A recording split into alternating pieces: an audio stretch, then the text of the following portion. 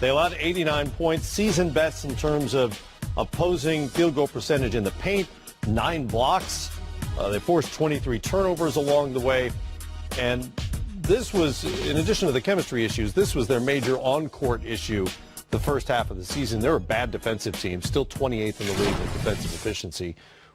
How much better do they need to get to not only get back to the finals, but to be a threat against the Warriors or whoever they might face? Well, when you watch the highlights and things, you see that they have their spirit back, their energy back. They look like they're enjoying playing together. And LeBron in the piece, he has other guys like Clarkson and these guys that can get their own points off the dribble. But at the end of the day, what a coach wants is time, film sessions, practice, all these other things. And then defensively, they have to get better and on the same page. They're forcing a pick and roll down, have to be in here. J.R. Smith, not where he's supposed to be, and gives up an easy layup there. Just poor effort, poor defense, puts his hand up, but it's still 2 points for the other team. Here, same thing, just a basic little cut. LeBron doesn't get the bump. The weak side is not alert. They're not active. Now look at Kyle Korver. He's like, oh, I'm hugging my man too much. Those are the little things. Here we talk about, okay, force the pick and roll down. Look at George Hill. They switch it. Boom. He's back to his guy. Little anticipation, and guess what? Now they're out on the break, and when this guy's coming at you, we know what kind of problems he creates. Their defense creates some offense. Here, little high pick and roll, weak side. Look at the weak side here. He's engaged. You got an overload side. Boom. I think that's Jeff Green steps in front, does a nice job here. J.R. Smith, defensive play, creates some offense, little communication, little effort.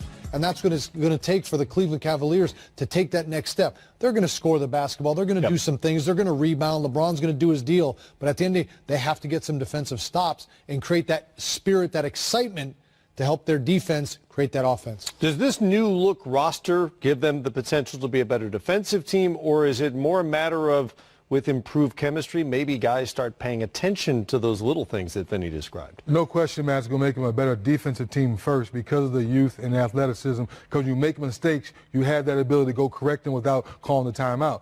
That's what I like about last night's game, because Thursday you had Washington Wizards come in your home and pretty much did whatever they wanted to. Yeah.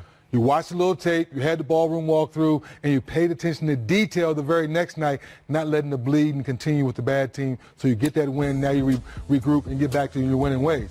And now to your point, as the chemistry gets better, like Clarkson talks about, once he gets used to these wide open shots and all these cutters, and on the floor with J.R. Smith is another knockdown shooter, Kyle Korver, another knockdown shooter. So think about it, LeBron James can have 3 knockdown shooters at one point in time on the floor. When they go small, he's at the 4, and then you have J.R. at the 3.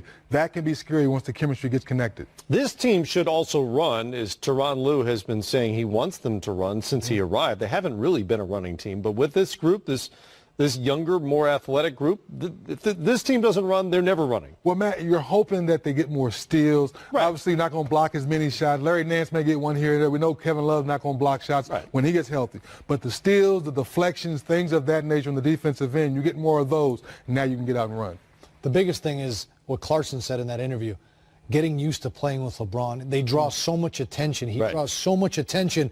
Where's my shots coming? But like we've talked about, defense, Larry Nance can run. George Hill's a smart player. Hood can score. We know Clarkson likes to get out and run. LeBron can. So they have a very dynamic team. They have younger legs, fresher legs, and playing with LeBron, the game becomes a lot easier for everybody. And Matt, sometimes I think we overanalyze playoff experience.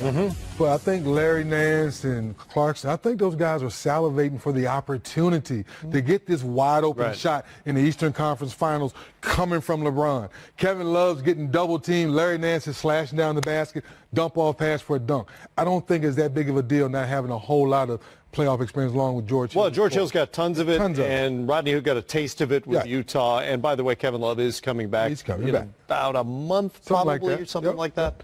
And let's face it, there's not a lot of teams raising their hand saying we'd like to play Cleveland in the first round of the playoffs. I mean, so where they end up, how they manage the rest of this season, going in healthy, going in on the same page at both ends of the court, after timeouts, film sessions, all those things, gives them time together. They could be a dangerous team.